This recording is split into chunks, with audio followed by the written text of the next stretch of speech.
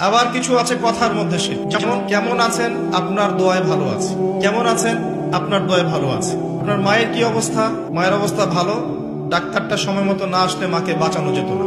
যাত্রা কেমন ছিল, জার্নি খুব ভালো ছিল, ড্রাইভার অনেক ভালো ছিল, ড্রাইভারের দক্ষতায় অ্যাক্সিডেন্ট থেকে নিশ্চিত অ্যাক্সিডেন্ট থেকে বেঁচে গেছে। আমি না থাকলে কাজটা হতো না, ভাগ্যিস আপনি ছিলেন, না হলে আমার এই বিপদ থেকে রক্ষা হতো না। প্রচুর কথা বলতে গেলে সারা রাত চলে যাবে, কথার মধ্যে বেশি শিরক হচ্ছে। এমনকি অনেক গানের লিরিক্স দেখবেন, তোমাকে ছাড়া বাঁচবো না, তুমি আমার জীবন, তুমি আমার মরণ, এ ধরনের কথা আছে না? আসমান জমিন চন্দ্র সূর্য সব তোমার, তোমার জন্য চাঁদ নিয়ে এসে দিব, চাঁদে বাড়ি বানাবো, কত কথা।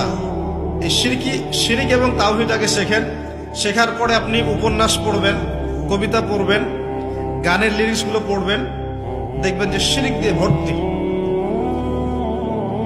এমনি এমনি আল্লাহ পাক বিষয়গুলোকে হারাম করেন না, এখানে শিরক আছে, অনেক ক্ষেত্রে কুফরি কথা আছে, অনেক ক্ষেত্রে আবার ভক্তি প্রদর্শন করতে গিয়ে অতি ভক্তি হয়ে যাচ্ছে, আর হারাম ইনস্ট্রুমেন্ট তো আছেই। সব মিলিয়ে এই বিষয়টা হারাম।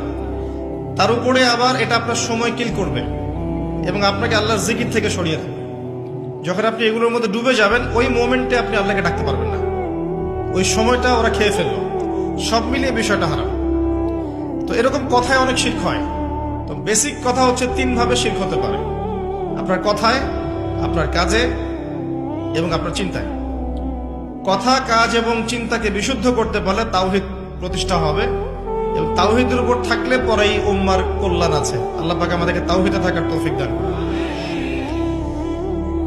যারা শিরক মুক্ত অবস্থায় কবরে চলে যাবে ইনশাআল্লাহ, তারা উত্তর দিতে পারবে যে রব্বি আল্লাহ, আমার রব হচ্ছেন আল্লাহ। যখন দ্বিতীয় প্রশ্ন করা হবে মা দীনুক, দুনিয়াতে যারা দিন ইসলামকে ঠাট্টার ছলে গ্রহণ করেছে, হাসি তামাশার মতো, ইসলামের কিছু অংশ ভালো লাগে গ্রহণ করেছে, কিছু অংশ ভালো লাগে না গ্রহণ করে নাই, যতটুকু করলে কোনো সমস্যা হয় না করে, যেটা করলে সমস্যা হয় করবে না, ইসলামকে পরিপূর্ণ জীবন ব্যবস্থা রূপে বিশ্বাসই করে না, মনে করে ইসলাম এই যুগে চলে না, ওই যুগে চলতো, ইসলাম সেকেলে ব্যাকডেটেড, এখন আমরা আধুনিকতার সময় আছি ইত্যাদি, ইসলামের সব বিধান এখন আসলে প্রযোজ্য নয়, এগুলো আগে চলতো এখন হয়তো চলে না।